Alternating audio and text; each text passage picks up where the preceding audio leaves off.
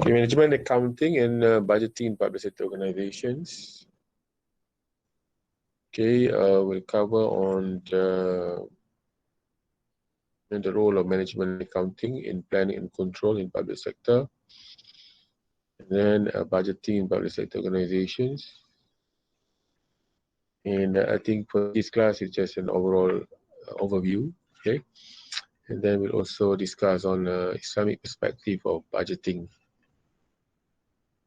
Okay, so budgeting is very important. So that's why sometimes, it's considered as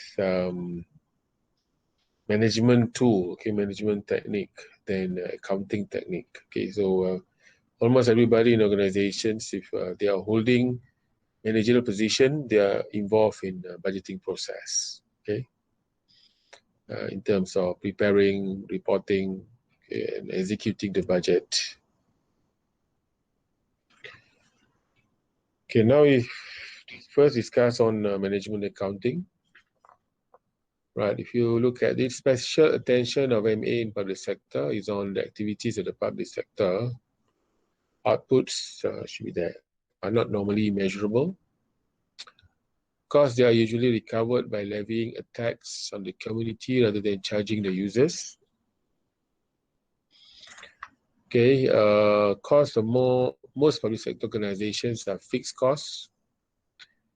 At the beginning of the budget period, a level of activities is more predictable than in private sectors. And secondly, special focus on budgeting process. Main activity of public sector is to manage the fund allocated by the Treasury, and is considered as the heart of management accounting in public sector organizations. Okay, so overall what it means is basically budget allocation is given, okay, from the Treasury for all government agencies.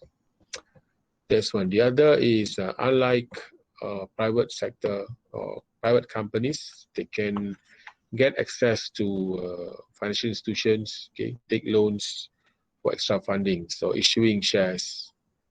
But this is not the case for public sector organizations. Okay, they are highly dependent on funding from the central government. Okay, in the case of federal government. Right, and so how to manage them. So we will see this. So if you look at this, a diagram adapted from Professor Jones and Pendlebury. So highlighting the process of budgeting as part, the integral part of the planning process, planning and control. So if you look at the top there, planning and control in public sector organizations. So I think if you look at this process, it's quite common in any organization. Okay, so in this case, public sector organizations, so it's always a process for planning. Planning, basically mainly strategic planning as well as operational planning, and the control process. So these two processes, definitely the role of accountants, okay, and the role of accounting are critical to make sure that this system is spotted and the planning can be executed in a way that so it should achieve the objective. So if you look at, basically every organizations, they have a strategic objective, their missions and visions. I think if you learn in strategic planning, okay, in this diagram, they mentioned these professors mentioning the fundamental aims and objectives. You can refer this in each government agency. Definitely, they have specific aim and objectives, mission and visions. But of course, for public sector services. Okay, just for your note, Professor Pendlebury was my second supervisor when I was doing my PhD in the public sector organizations. Right.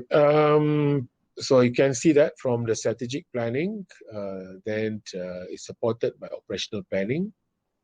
So operational planning, to translate operational planning into how that clearly related to the resources, the allocation of resources.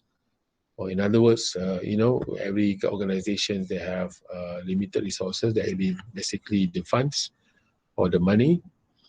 And so basically how all these resources are being allocated to different programs and different activities. So that is operational planning. Yeah? So budgeting is basically referring to the operational planning. So operational planning translated into budgeting. With that budgeting, okay, there is control. So whether it's reporting, analysis, and feedbacks. So with that, organizations, they can know exactly, so are they on the right direction when they execute all their activities. Basically, their operational plan, okay, or their operations. So are they all inconsistent with what need to be achieved? Okay, so the budgeting is providing that central understanding. And external, internal, of course, all these informations are all crucial in the environment within the organizations as well as outside organizations. Okay, so at this point, you can take budgeting is referring to operational planning.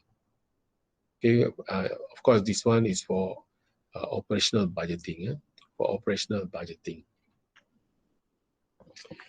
Okay, so then you look at this, planning and control. Planning, decisions to pursue or to reject or to undertake or to delay or to modify or to abandon or certain activity within an organization. So that's the planning process.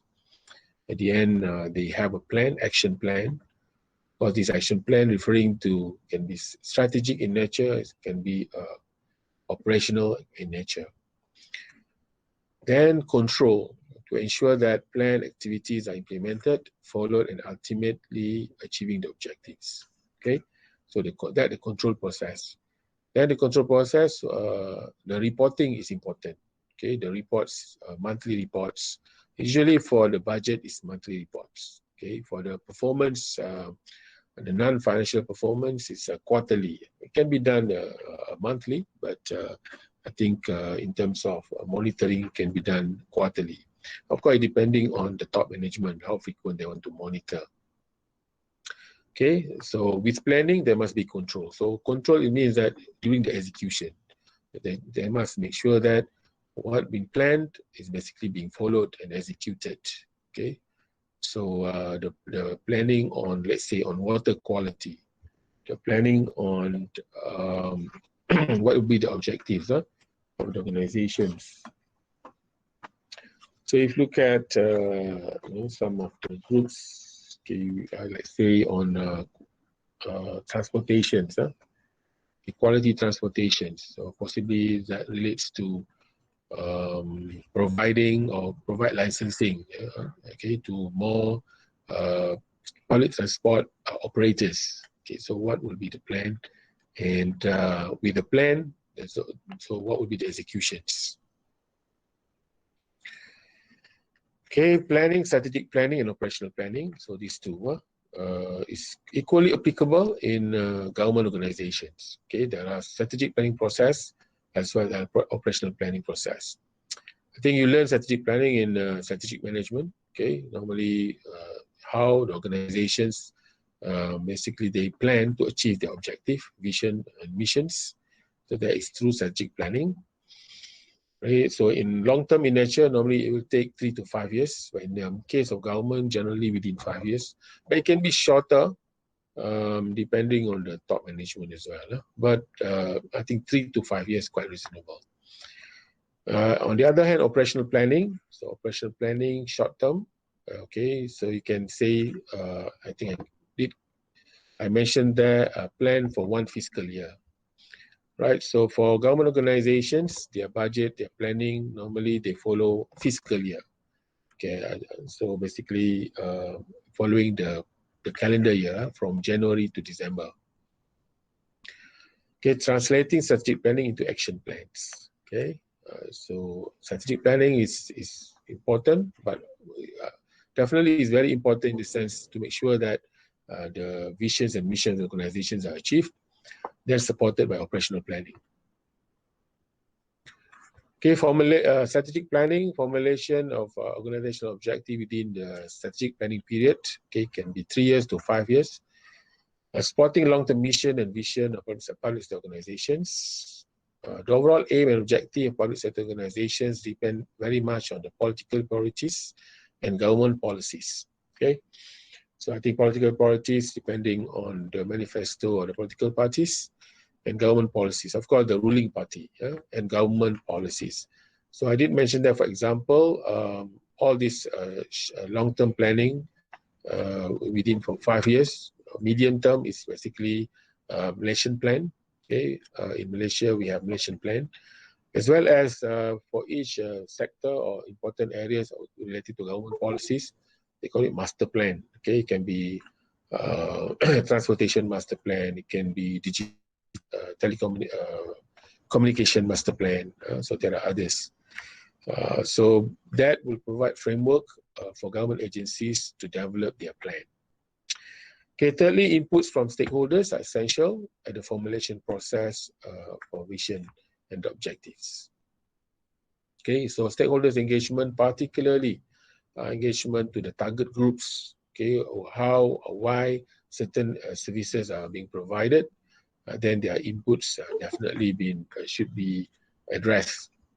Okay, in the case for Malaysian government or in the case of government as a whole, not only in Malaysia, as a public sector reform trend, the consumer or the customers, okay, the inputs from customers, very important. Okay, as important as it is in the private sector organizations, that should be as important as it is for the government organizations.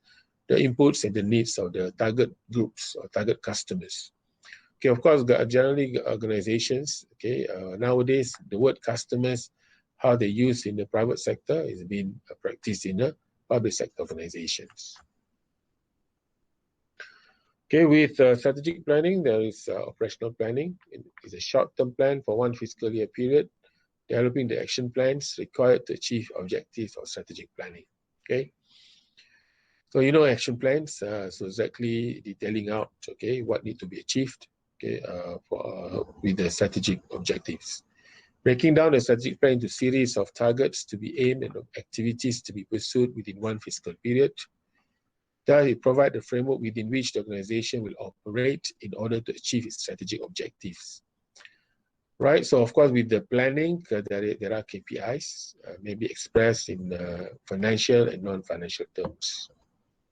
Okay, but we have a specific topic on performance targets in the public sector organizations. Okay, of course, from this discussion, you can see clear linkage between operational planning, budgeting, and as well as KPIs. Okay, who is the most dominant stakeholder? Okay, so the issue of stakeholders, as I mentioned just now, that the inputs from the stakeholders need to be taken or need to be addressed. And there are categories of stakeholders. Okay, so in these slides, okay, mention internal, external, as well as funders and regulators. Okay, so internal stakeholders include controlling officers, top management, line managers, civil servants. Okay, for the external stakeholders, customers, okay, with suppliers, general public, and political masters. Okay, whereas the regulators or the funders, okay, as well as okay, you can look at this, the ruler. Okay, in the case of Malaysia, is very applicable, or the king. And for our case, Yang di-Pertuan Agong. So you can see nowadays the role of the king is very important during the crisis time. You can see what happened in this week or last week, even yesterday. Basically, the decision was made by the king. So you can see the maintenance of the democratic system is basically the king, the monarchy have its crucial role to preserve the democratic system. So when the decision is made that in the context or the current context, so the emergency ordinance was not announced. Okay, that's one. The Prime Minister, the Treasurer, and the Treasury and the Parent Ministry. Okay, so please have a Place your attention. So I think the word, the treasury is important. Of course, the Prime Minister and Parent Ministry. I think this is quite new for students. Okay, so every government organizations, if they are not holding the ministry status, though they are agencies, either they are statutory bodies or departments, okay, they must have parent ministry, because that's how the reporting and the accountability is being structured. Okay, so parent ministry. So out of this, so the questions, who is the most dominant stakeholder, right? So in line of what we discussed when we talk about that government organizations to provide quality services to address the needs of their target groups. So who should be the most dominant stakeholder? Any answer? Anyone? External. External. So which? Okay, right direction. So within external, who should be the main stakeholder? One answer. General public. Okay, Customer. another. General public. Another answer. Customers. Customers. Okay, listen carefully. Yeah. So for this class, okay, for good planning, definitely the main target, the most dominant stakeholder should be customers. Target groups. Okay. Definitely at each stakeholder groups, they provide pressure to the top management. If you look at the internal, these are the decision makers within the organizations, controlling officers, the top management, line managers, the civil servants, they are decision makers, particularly these top three, controlling officers, top management, line managers. But they receive pressure from all others. Okay, so who should be the groups that when they make decisions should be the most priority needs need to be addressed. So definitely for this class is customers. Of course, general public, if the services of the government organizations relates to general public, yes, but most of the time they have their own target groups. Okay, and of course the Prime Minister, the Treasury, the Parent Ministry, and now okay, you can see clearly the role of King. They're all very important to make sure the system works. Okay. So that's basically what is important. What is the implication when I mentioned the most dominant stakeholder? Because they can draw the most funding, okay, the most allocation from for the organizations. So what should be is most of the allocation should cater the need of the target groups. Sir. Okay. Sir. Sorry to interrupt you. Someone went into the class. Okay, hold on now. Paste it. Okay. Oh no, we have more students. 44.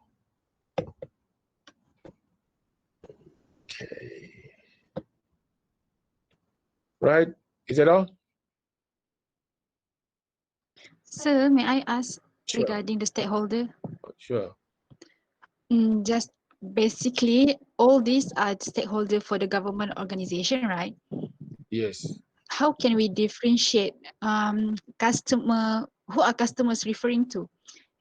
Wasn't a customer of the government organization is the public? Yes, yes, you can say that. You can say that. General public, I mean, customers means if they receive services for the government, for that agency, then they are customers. Of course, general public definitely they all have equal access to government services. Okay, hospitals, education, okay, defense,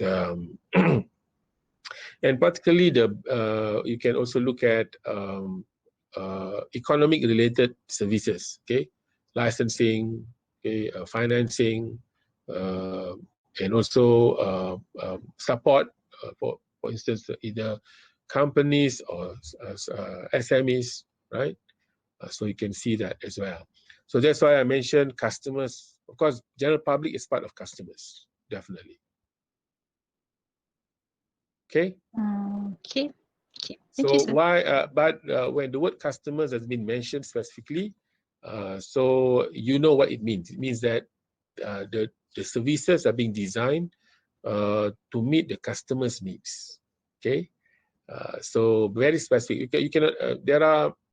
Okay. There are. I would say at the federal level, it can be the statutory bodies and departments around 100 or 150 organizations. Okay, including the companies. Okay, it can be more. So many hundreds. That's at the federal level. At the state level, definitely even the companies are hundreds. If not thousand, can be hundreds. Okay, so many agencies. So all these agencies, particularly the departments and statutory bodies, these are each one of them. They should have target customers. Okay, and with that, definitely this whatever been their objective. So target customers should receive the focus for the organizations when they make decisions. Okay, that's one. Another way, I think, if you look at yesterday, the decision by the king. So he made it very clear that the welfare of the people is the utmost priority for the government when they basically run the government. Okay, so of course that is for very general for the nation as a whole. Okay, government to support the welfare of the 33 million of Malaysian population, right? So that's for government as a whole, but how that to translate into the government agencies level. So that's why the scope customers is very important. Why customers mean, they're if you understand customers. So in private sector, we always customers are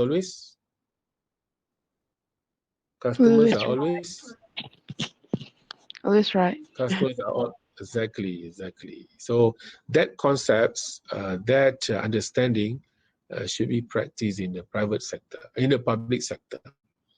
Okay, so it's not as easy as it sounds, but that's what it should be.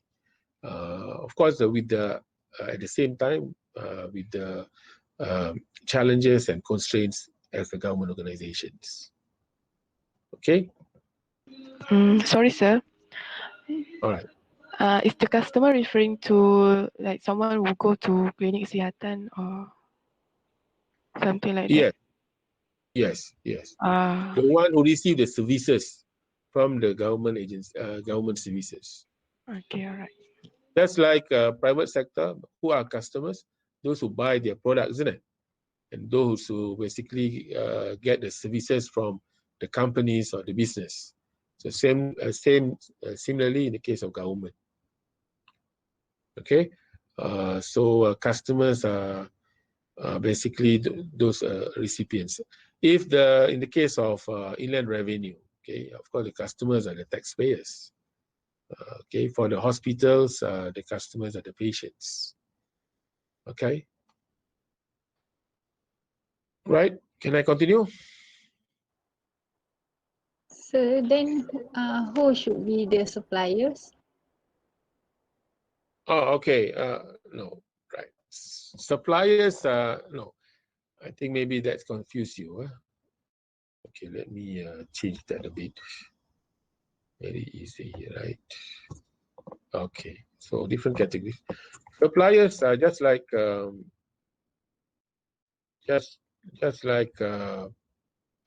private sector. Okay, suppliers basically government. If you talk about procurements later on, we discuss on who are the suppliers. Okay, and if you look at the easy one to understand this, in the case of healthcare, so to supply the bed, to supply the food, to supply the medicine, all these are through external suppliers. Okay, if you look at the defense, so we have fighter jets, we have what do we have? Bullets, okay, guns, all by suppliers. Okay. Sir. Right. One question. For inland revenue.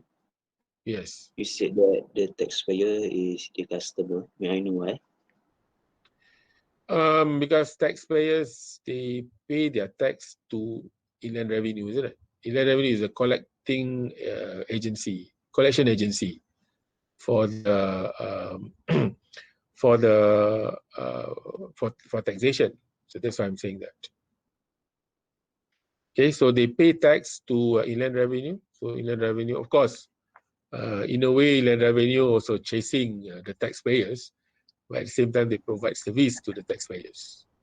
Yeah. Okay? Okay, sir. All right. Okay, sir. So, of course, I mean, they should facilitate taxpayers to pay. So that's why they have the enforcement role. At the same time, they should facilitate taxpayers to pay tax. Okay, so I think if you look at their approach, it's kind of both. Okay, most of the time they will facilitate taxpayers to pay tax. Okay, particularly, of course, they have the enforcement role where each taxpayer, they pursue them, to pay tax. But at the same time, when it comes to for the taxpayers to pay the tax, so there are many flexibilities. Okay, it's not only compound, the worst definitely is imprisonment. Okay, they don't pay tax, but it's not the case. So it's more flexibilities and basically helping the taxpayers to pay tax. Okay. Okay, sir. Okay, I move on. Oh, interesting, this slide. Right, a role of elected civil servants versus appointed civil servants. I think I did mention in previous class that there are two groups of civil servants. Okay, civil servants are basically, those who work for governments. Including, if you look at us working in IIUM, we are all basically civil servants, but appointed civil servants, elected through election. So I give one example here. Online business tax would be this comment made by YB Khairi Jamaluddin, okay, one of the ministers, ex-ministers, by, of course, a member of parliament, right? So they can give comments, okay, on behalf of the public at the same time. I think they have a role. I think both are important, but elected civil servants, not only, they make sure that the voice of the people is heard by the government. So that's why, they are in the government itself, okay, holding either they are members of parliament as well as members of cabinet ministers, okay, so they can speak on behalf of the public, particularly the people from their constituents, as well as general public as a whole. Okay, so take note of that. That's why sometimes it's quite difficult for the appointed civil servants, even including the senators, to maintain their position, because elected civil servants should be given priority to hold their positions. Okay, these are just how organizations, including public sector organizations, they can manage their stakeholders. Okay, so the stakeholders they have power, at the same time they have interest. So there are two typology here. One is when the power is very high, okay, and the level of interest is very high, so they become key players. So these are the stakeholders. Okay, another group's power is high, but the interest is low, so keep satisfied. Okay, another group is the power is low, but the interest is very high, so keep informed. When there's also groups where the power is low, okay, the interest also very low, so minimal effort, so not much interest. So you can see who affect the most government organizations in prioritizing the activities. So that's how the stakeholders, their position. If they become key players because of their power and their interests, then all the important priorities of the organizations basically to address this group of key players. So how you link that with the groups that we mentioned just now, internal, external, as well as the regulators. because each one of them can move from from keep informed, to keep satisfied or to become key players. I think the stakeholders, they can change their position. Sometimes they can be they have low power and low interest, but they can change to become key players. So that's why every groups of stakeholders, their address need to be heard of, particularly those who with low power but with high interest. I think that's what happened to Donald Trump, the US president now, running the election. I think there are two groups, basically the women and the colors. Okay, their power is low, but their interest is very high. So now they basically change, almost become key players in the running of the election when their interests are not addressed properly. Okay, so these are the source of power. Sorry, Okay. may I ask? Yes. So what's level of interest referring to? Is it interest of the party to the public or public to the party? So in this To case, the it's stakeholder. the stakeholders' interest, their interests. Okay, To let's say in the group of women, when I mentioned about US, women and color. So women interests. Okay, their rights, their position, and okay, interest can be developed in of course in line what demand that they make to the government. So maybe equal rights, equal opportunities. For the people of color, definitely economic opportunities. Okay, so one of them. And then their rights, their basic rights. Okay, and I think what happened in the US was there was so many cases of police brutality, where so many deaths happened under the police custody, create dissatisfactions. But it was not addressed properly over the periods. Okay, so it is related to now is basically has that influence on the election. All right. So the interest of the stakeholders. And in Malaysia is a good example. The interest of Malay. Okay, of course, significant group of Malays are very quiet, but their interests, if not addressed properly, will make the government become unstable. Okay, so I think it was recognized by the previous government, and then even led to change of government. So the interest of majority is very important. Okay, so that's why the understanding now is to make sure that these are all in balance. Okay, so interest of all parties and organizations in the government setting. So as I mentioned before, okay, they can be their interest is high, but their influence, their power is very low. But they can change to become key players. Okay.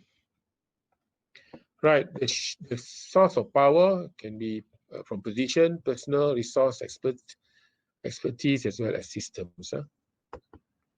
Okay, there's also can become source of power. Okay, how to resolve the conflict, right?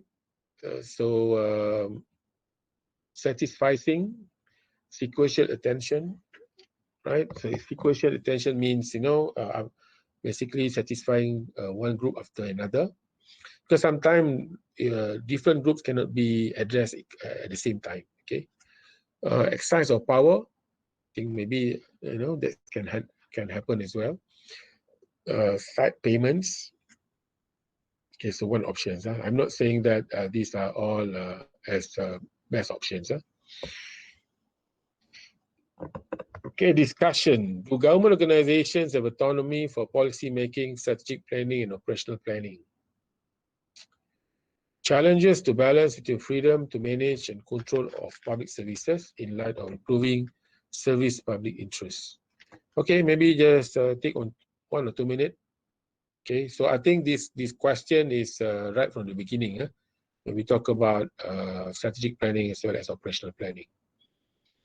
Okay, do government organizations have autonomy for policy making, strategic planning, and operational planning? and challenges to balance between freedom to manage and control of public services in light of improving serving public interests. Okay, take 2 minutes. Okay, write something.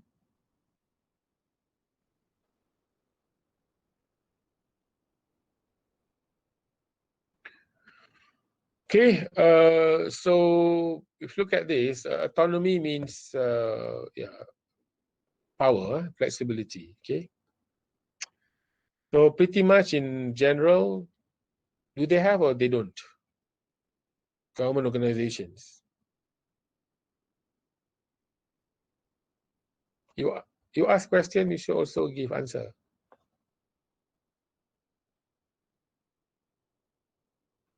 Anyone? Don't have. Sorry? Do not have. Do not have. Yeah. Right. Okay. All right. Come back. Do government organizations have autonomy for policy making, strategic planning, operational planning? Okay. Generally, you can have for each organization, they have the autonomy for strategic planning and operational planning. Okay, these two. But of course, policy generally at the government level, at the cabinet, and then being approved by the parliament. Or it can be an executive decision, okay, policy making. But when they develop their strategic planning and operational planning, they must take into account the policy of the government.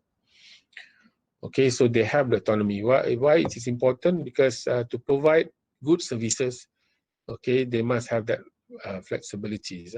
Because you must remember every government agencies, they have their own niche areas as well as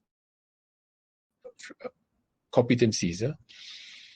Okay, in other words, I mean, if you understand, professional groups, okay, then of course they can deliver based on their professional background.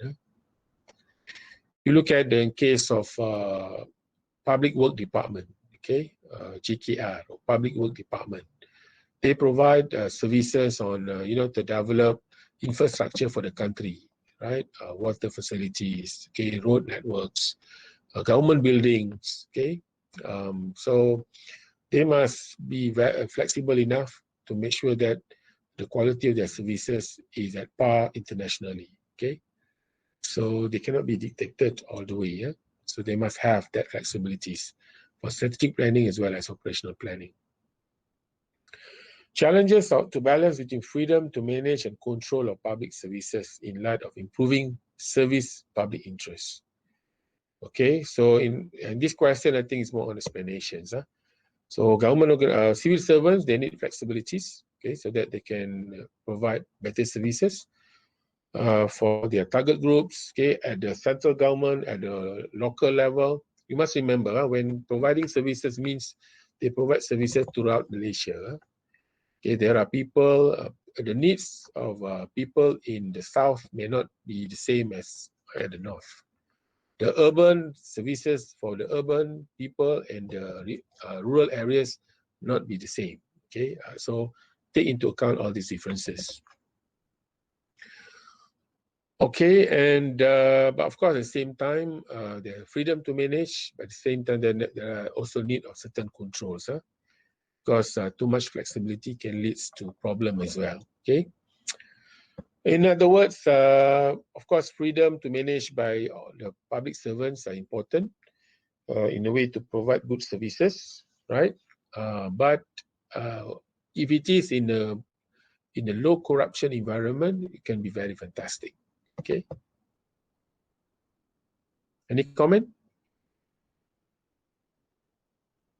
No. Okay, you can ask later. Okay, budgeting in public sector organizations. Oh, it's quite long, for the discussion. Budgeting in public sector organizations. So we move on. Once I think if you still remember the diagram. So we covered strategic planning as well as operational planning, then how to translate the budgeting, the operational planning to budgeting. Okay, budget. Now I think it's the time around where the next year budget should be tabled in the parliament. I think one of the reasons there was discussion on to introduce emergency. Is one of them is basically related, okay, the discussion where related to the budget allocations need to be approved by the parliament. I think even the king made it very clear that the budget for next year budget need to be provided, because in particular the need for the frontliners, okay, to address the COVID-19. So, okay, what is the budget? Budget is a detailed plan to show the financial consequences of an organization operating activities for a specific future period. Okay, it's like as a financial model that summarizes future operation and is usually viewed as a core component of organizational planning and control. Okay, so correctly highlighted by Professor Langsfield, and because it become sometimes it become a center of discussion. So every meeting, so this issue of budget allocation will be discussed, because the level of activity can be executed depending on the availability of the budget allocation. Right, so what are the objectives of budgeting in public sector? Fiscal policy mechanisms, okay, government expenditures is very important for the economy. Okay, so it has twin pillars. In one hand is basically to stimulate the economic growth, but secondly, on the other hand, is at the same time to provide public services. Okay, planning and control of expenditure level, because I think as we discussed, right, what being allocated based on their planning. Because planning is a lengthy process. That's what you must recognize. Planning of a government organization is a lengthy process. Okay, from the lower level to the top level. Okay, so from lower level here means from officers scattered throughout the country, and at the state level, and move on to the federal level. So it's a lengthy process, and because every part of the organizations, they demand resources, okay, because of to provide good services. If you look at our university, so basically the kuliah have budget allocation as well as the university. So how each kuliah, each program, each activity, all the budget allocation will be provided. Okay, it's very important. Authorization of expenditures. Okay, these are mostly, okay, you can discuss this at two levels. One is definitely from the parliament. Parliament must authorize a budget. If they don't authorize budget, so budget cannot be provided. And from the authorization from the parliament, and then the budget, as I mentioned previously, if you remember that from the treasury, they will distribute the warrants, okay, the authorization to spend to all government agencies. Okay, so with the warrants, then they will spend. Without warrants, then they cannot spend money. Okay, is a violation of Financial Procedures Act. Okay, so the person, the controlling officers and their representative can be personally liable. Okay, if they a communication device is very clearly, if you look at the budget, so what needs to be achieved, how much budget is provided for each activity, for each program, right? Then it's very clearly discussed. So everybody, when they discuss together, have common meetings, everybody, or all the directors and managers, they sit together, they know exactly how much is being allocated to them. Okay, so very clear. So let's say, okay, in the case of our university, let's say the allocation for this year, right, say 300 million. Okay, so IIUM, the university, must work all the activities within that 300 million. And the budget will be distributed throughout the university.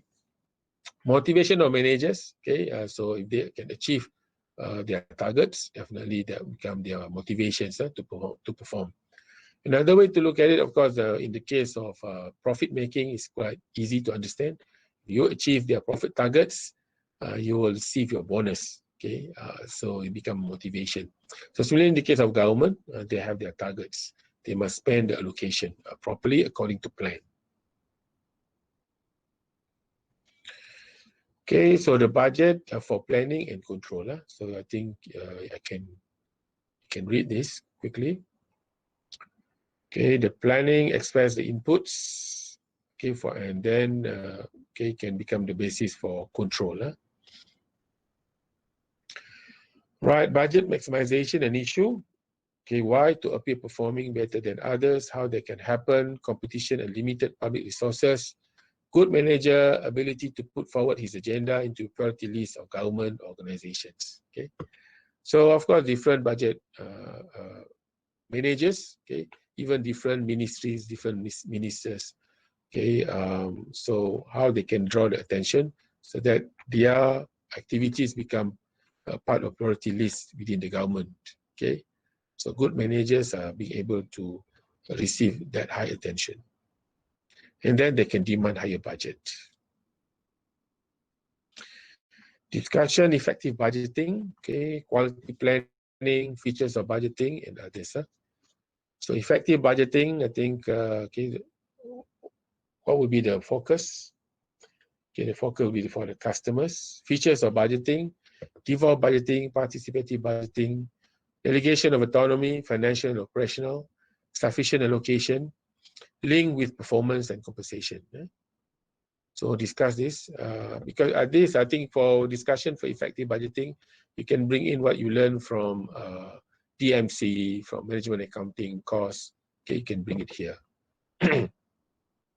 And I did mention clearly about devolved budgeting, participative budgeting, okay, more autonomy, okay, in the discussion.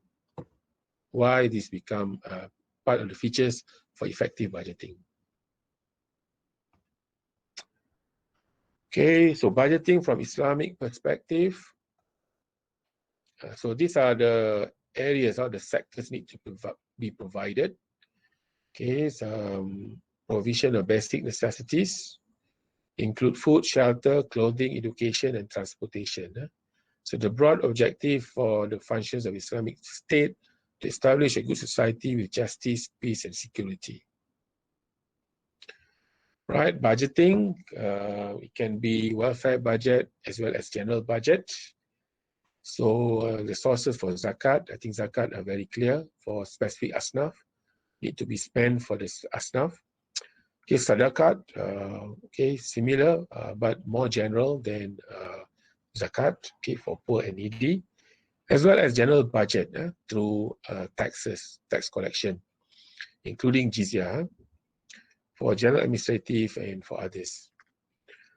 But here, I think in this slide, it's also mentioned, cut your coat according to your clothes. So it means that a balanced budget. But generally in emerging economies, okay, including Malaysia, generally the budget is deficit, budget deficit.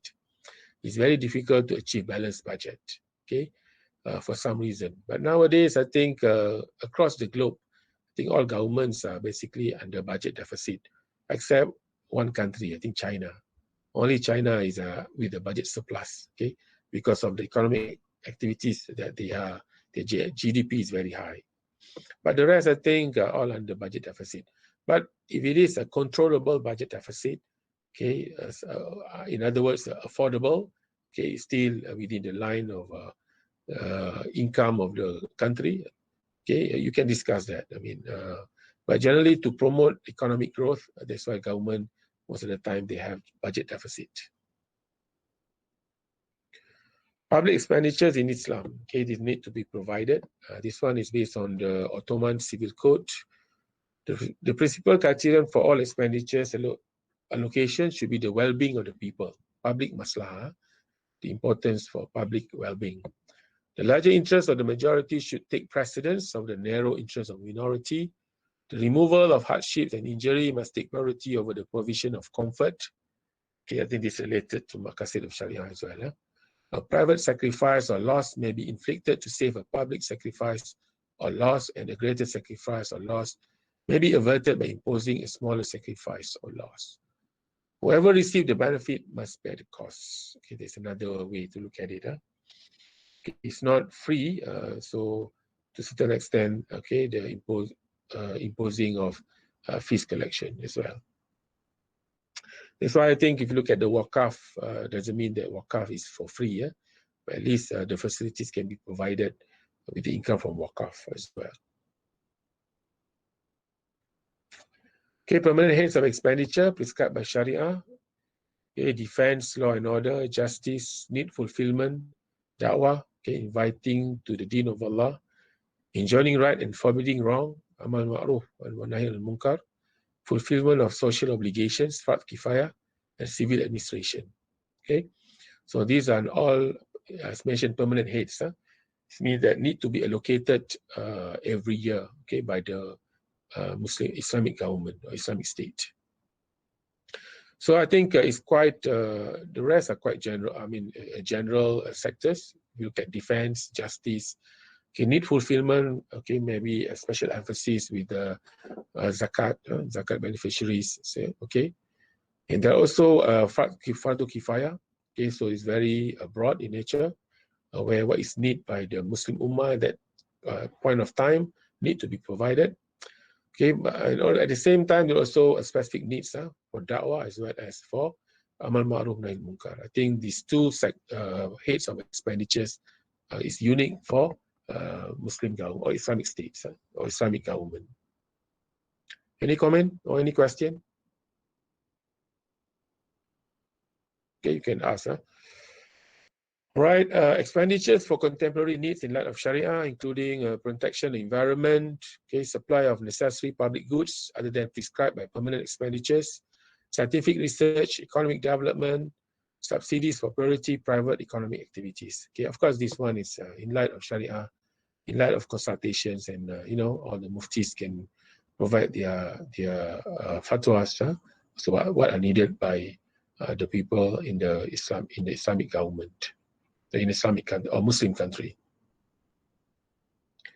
Okay, in conclusion, actual scope is determined by maslahah or public interest and market failure, intended to serve all equitably without discrimination, to eliminate poverty and build strong economy, more importantly, to provide conducive environment for Muslims to practice Islam and to make non-Muslim get attracted to the beauty of Islam. Okay, so that is for the budget for the Islamic State. Right, any question?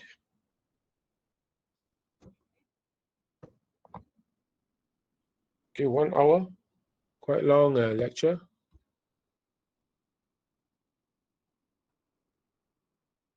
Okay, do not have, I think, they don't have. Oh, okay, these are referring to the autonomy, yeah?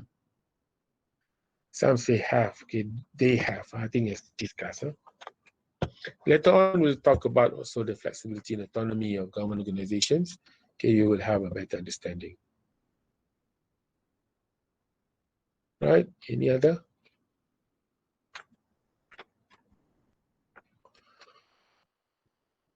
No, sir. Okay, if no questions, I think we end this lecture. Okay, and if you have any questions, I will wait for a few minutes. So with that, I think I stop the presentation. Okay. Right. Any comment, questions? Your assignments okay? And if you have any problem within your groups, okay, let me know as well. Okay. Maybe there is an issue of communication, whatever. Okay. So we can discuss. So if not, then I will end this session. Wabillahi taufiq wal hidayah. Assalamualaikum warahmatullahi wabarakatuh.